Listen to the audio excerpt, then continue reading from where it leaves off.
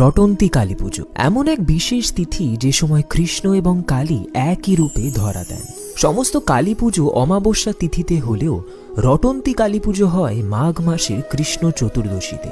এর পেছনে আছে এক পৌরাণিক কাহিনী। কথিত আছে শ্রীকৃষ্ণের বাঁশি শুনে রাধারানী নিজেকে গৃহস্থে আটকে রাখতে পারতেন না।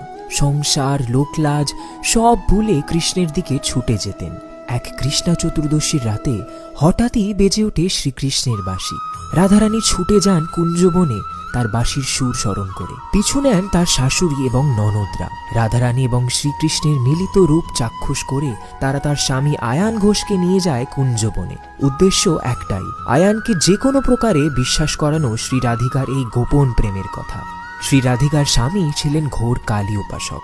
তিনি যখন কুঞ্জবনে পৌঁছান তখন দেখেন তারই আরাধ্যা মা কালী স্বয়ং নিজে গাছের তলায় বসে আছেন, আর রাধারানী মায়ের পা নিজের কোলে রেখে পদসেবা করছেন।